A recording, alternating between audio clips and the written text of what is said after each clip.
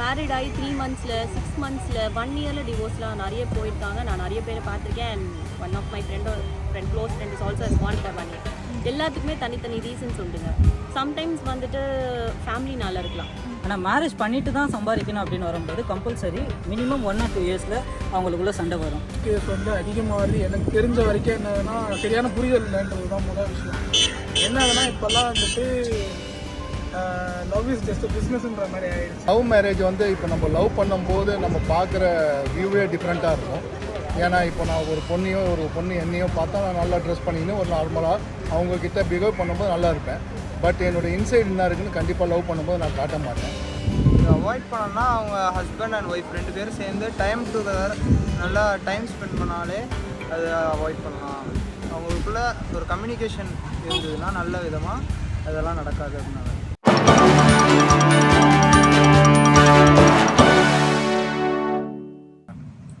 News today India நேயர்களுக்கு வணக்கம். இன்னைக்கு நம்ம சேனல்ல என்ன டாபிக் பார்க்க போறோம் அப்படின்னா, தமிழ்நாட்டில் நிறைய டிவோர்ஸ் நடந்துட்டு இருக்கு. ஸோ எதனால நடக்குது, உங்களுடைய கருத்து, வாங்க மக்களோட கருத்து தெரிஞ்சுக்கலாம்.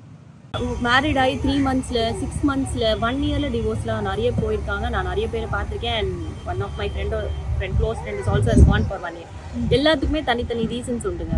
சம்டைம்ஸ் வந்துட்டு ஃபேமிலினால இருக்கலாம். மேக்ஸிமம் ஒரு 80% ஃபேமிலினால தான் இருக்கும்.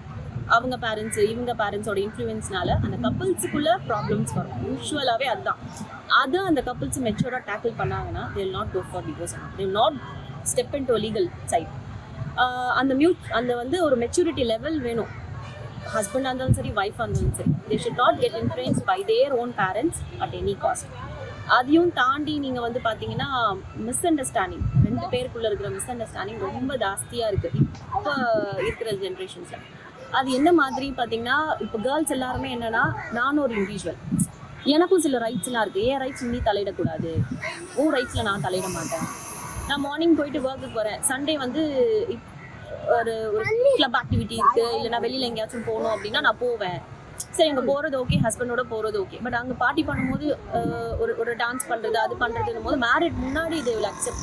பட் மேரிடுக்கு அப்புறம் வந்துட்டு ஐயோ நம்ம ஒய்ஃப் அப்படின்னும் போது ஹஸ்பண்டுக்கு அந்த கன்சர்ன் அண்ட் சேஃப்டி செக்யூரிட்டி அவங்க அந்த கன்சர்னில் பார்ப்பாங்க. பட் ஒய்ஃப் வந்து இல்லை, என்னோட இண்டிவிஜுவலில் அவர் தலையிடுறாரு, என்னோட ஃப்ரீடம்லாம் அவர் எடுத்துக்கிறாரு, நான் அவருக்குள்ளே இருக்கணும், கண்ட்ரோல்டாக இருக்கணும்னு நினைக்கிறாரு. அது மாதிரி அந்த மாதிரி ஒரு சின்ன சின்ன விஷயம் misunderstanding start it will get burst and they going for the legal side. இந்த மாதிரி இஷ்யூஸ் நிறைய இருக்குது. ஏர்னிங்ஸும் சொல்லலாம். நான் உன்னோட ஜாஸ்தியாக ஏர்ன் பண்ணுறேன், நானும் உனக்கு ஈக்குவல். ஒரு வீட்டோட இஎம்ஐ வந்து 2 பேருமே கட்டுற சூழ்நிலைலாம் இப்போ இருக்குது, இந்த ஜென்ரேஷனில் இருக்குது. ஸோ ஒரு வீடு எடுத்து நாங்கள் 2 பேருமே நானும் தான் கட்டுறேன், நீயும் தான் இஎம்ஐ கட்டுறேன் அப்படின்னும் போது 2 பேருமே ஈக்குவல் வராங்க. ஆனால் வேறு ஏதாவது ஒரு பிளேஸ் சின்ன ஒரு மிஸ் அண்டர்ஸ்டாண்டிங், நானும் உனக்கு ஃபினான்ஷியலாக டிபெண்ட் கிடையாது, நானே ஃபினான்ஷியல் இண்டிபெண்ட் கேர்ள், நான் ஏன் உனக்கு இதுவாக இருக்கணும் அப்படி. ஹஸ்பண்டுக்கு சில டம்மியும் ஒரு மாதிரியான இன்ஃபீரியாரிட்டி காம்ப்ளெக்ஸ் நம்ம ஒய்ஃப் மேலே வருது, அது மாதிரி இருக்கிறதுனால இந்த ப்ராப்ளம்ஸ்லாம் ரொம்ப அவாய்ட் பண்ணிக்கிட்டா மெச்சூர்டாக இருந்தால் நல்லாயிருக்கும். அண்ட் இப்போல்லாம் வந்துட்டு கல்ச்சரே ரொம்ப மாறி போச்சுங்க. லிவிங் டுகெதர்லாம் போயாச்சு. ஸோ அது இருந்து 10 years 5 years இருந்த கப்புள்ஸ்குள்ளேயுமே டிவோர்ஸஸும் போகிறாங்க. Maybe some other sexual relations அந்த மாதிரி இஷ்யூஸும் நிறைய இருக்குது. அதனால கூட நிறைய டிவோர்ஸ் கேஸ் போயிட்டுருக்கு. ஸோ அது தடுக்கணும்னா என்ன பண்ணலாம்னு நினைக்கிறீங்க? அதை தடுக்கணும்னா மெயினாக வந்து இப்போ ஏதோ ஒரு ப்ராப்ளம் நடக்குன்னா உட்காந்து பேசலாம். ஒரு 5 minutes, ஜஸ்ட் 5 minutes. இப்போ கூட ரீசெண்டாக ஒரு மூவி வந்துச்சுல, இருகப்பற்று was really a nice movie. I loved it. அந்த ஃபேட்டாக இருக்கிற கேர்ள் 6 months டைம் கொடுங்க பேசாதீங்கன்னு போது அந்த ஜென்யூனிட்டி அவகிட்ட இருந்துச்சு இல்லைங்களா. 6 months அவங்க பேசாமே அமைதியாக இருந்தாங்க. அந்த ஸ்பேஸ் கொடுக்கணுங்க. First space is very important. And problem version ஆகிட்டே இருக்குன்னா sit and talk, whatever it may, sit and talk. பேசினா தான் ஏதோ ஒரு சொல்யூஷன் கிடைக்கும். பேசும்போது ஆர்கியூமெண்ட்ஸ் வந்தாலும் அது ஹெல்த்தி தான். ஏன்னா ஆர்கியூமெண்ட்ஸ் பண்ணும்போது தான் உங்களுக்கு உண்மையான வேர்ட்ஸும் வெளியில் வரும். அந்த உண்மையான வேர்ட்ஸ் வரும்போது நீங்கள் ராங்காக எடுக்காமல் ரைட் வேல எடுக்கணும். அந்த ரைட் வேலை எடுத்தீங்கன்னா உங்களோட ஆப்போசிட் பார்ட்னரை நீங்கள் இன்னும் நல்லா அண்டர்ஸ்டாண்ட் பண்ண முடியும். உங்களுக்கு வந்து ஒரு புரிதல் வரும். எங்கே யார் விட்டு கொடுத்து போகணும், யார் எங்கே விட்டு கொடுக்கக்கூடாது. ஆனால் யூஸ்வலாகவே நான்லாம் விட்டு கொடுக்க மாட்டேன், நான் ஏன் உனக்காக விட்டு கொடுக்கணுன்ற ஏரியா அந்த ஒரு க்ரைட்டீரியா இப்போ போயிட்டு இருக்காங்க. That's not life actually. You should give and you should நீங்கள் விட்டு கொடுத்தும் ஒரு இடத்துல விட்டு கொடுத்தும் போகிறதும் நல்லதுதான். ஹஸ்பண்டுக்காக ஒய்ஃப் விட்டு கொடுக்குறதும் ஒய்ஃபுக்காக ஹஸ்பண்ட் விட்டு கொடுக்குறதுமே ஒரு ஒரு நல்ல புரிதலான வாழ்க்கைக்கான பேஸ்மெண்ட். அது இருக்கிறது ரொம்ப ரொம்ப முக்கியம் என்னை பொறுத்த வரைக்கும். இப்போது வந்து பிஃபோர்லாம் வந்து ஒய்ஃப்ஸ் வந்து வீட்டில் இருப்பாங்க, ஹஸ்பண்ட்ஸ் வந்து வேலைக்கு போவாங்க, வீட்டுக்கு வந்தோடனே அவங்களோட சேர்ந்து டைம் ஸ்பெண்ட் பண்ண முடியும். இப்போ அப்படி கிடையாது. இப்போ husband wife both are working, so they can't spend so much of time together.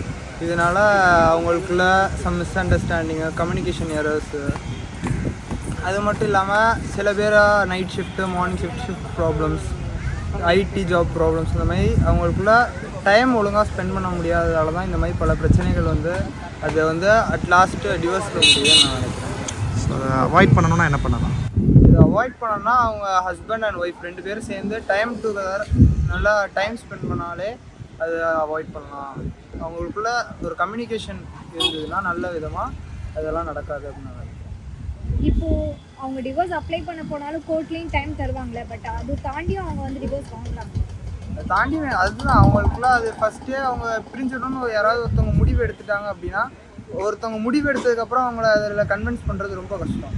அதனால் அவங்க அந்த முடிவு எடுக்கிறதுக்கு முன்னாடியே நம்ம வந்து அவங்களுக்கு ஒழுங்காக டைம் ஸ்பெண்ட் பண்ணி அவங்க கூட ஒழுங்காக இருந்தோம் அப்படின்னா அந்த முடிவை அவங்க எடுக்க மாட்டாங்க. ஸோ நம்ம அதை கன்வின்ஸ் பண்ண வேண்டிய பீரியடே தேவையில்லைன்னு.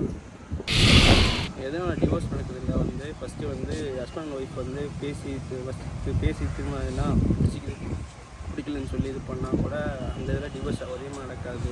அதனால தான் டிவோர்ஸ் அதிகமாக நடக்குது. அவங்க பேசி புரிஞ்சுக்கணும் அப்படின்னு. ஓகே, ஸோ அவங்களுக்கு டைம் இருக்கும்ல. இப்போது டிவோர்ஸ் அப்ளை பண்ணாலும் அந்த 6 மாதம் டைம் கொடுப்பாங்க. ஸோ அப்போ கூட பேசி புரிஞ்சுக்க ட்ரை பண்ணலாம்ல. பட் அவங்க வந்து டிவோர்ஸ் தான் வேணும்னு இப்போ நிறைய கேசஸ் அதிகமாகுது. அதுக்கான ரீசன் என்ன நினைக்கிறீங்க? அதுக்கான ரீசன்ஸ் என்னென்னா ஃபேமிலி இஷ்யூஸ் இருக்குது. தமிழ்நாட்டில் வந்து அதிகமாக வந்து டிவோர்ஸ், குடும்பத்தில் பிரிவு இதெல்லாம் நடக்குது. எதனால அப்படின்னு நினைக்கிறீங்க? எதனாலனா சரியான தலைவர்கள் இல்லை, நமக்கான சரியான தலைவர்கள் இல்லாதனால நம்ம வந்து பாதை மாற்றிடுறாங்க. குடும்பத்தில் பிரச்சனையை பார்த்துட்டு குடும்பத்தில் அப்பா அம்மா வேலைன்னு ஓடிடுறாங்க. பிள்ளைங்க இஷ்டத்துக்கு சுற்றுது, ஃபோனில் கண்டது வெளியே வருது. நான் பார்க்கும்போது பிள்ளைங்களுக்கு வந்து மனப்பிரல் ஏற்படுது. அதனால் அவசரமாக எல்லா முடிவும் எடுக்கிறாங்க. யாரை பற்றியும் யாரும் சிந்திக்கிறது இல்லை, தனக்காக ஓடுறாங்க. அரசியல் இருக்குதுன்னா ஒரு சரியான தலைவன் வந்தால் எல்லாத்துக்கும் கட்டுப்பாடு, வேலை வாய்ப்பு, இத்தனை ஒரு வேலை, ஒரு நேரம் உழைக்கணும். இப்போ நான் ஆட்டோ ஓட்டுறேன்னா ஒரு நாளைக்கு எத்தனை ஒரு வண்டி ஓட்டணும்னு நினைக்கிறேன்? 8 மணி நேரம், 18 மணி நேரம் இல்லை 15 மணி நேரம் ஓட்டுறேன். ரிஸ்க் எடுத்து ஓட்டுறேன். என்ன பண்ண முடியும்? யாரோட கட்டுப்பாடு? கிலோமீட்டர் 12 ரூபா, இன்ன வரைக்கும் மீட்டர் கணக்கு ஓட்டுறேன். ஓலா ஊபர் தான் எடுக்கிறேன். நார்மலாக வந்தாங்கன்னா நான் ஒரு ரேட் வச்சுருக்கேன். கிலோமீட்டருக்கு 25 ரூபான்னு வாங்குறேன். யார் தரோம்? எனக்கு காசு. நான் கஷ்டப்பட்டு உழைச்சி இன்ன வரைக்கும் கடனில் தான் ஓடுது. அப்போ வந்து அந்த கடனை சமாளிக்கிறதுக்கு ஓடும்போது பிள்ளைங்களை கவனிக்க முடியாது. அப்போ வர்ற பிரச்சனை தான் இதெல்லாம். ஸோ இதை தடுக்கிறதுக்கு என்ன பண்ணலாம்னு நினைக்கிறீங்க?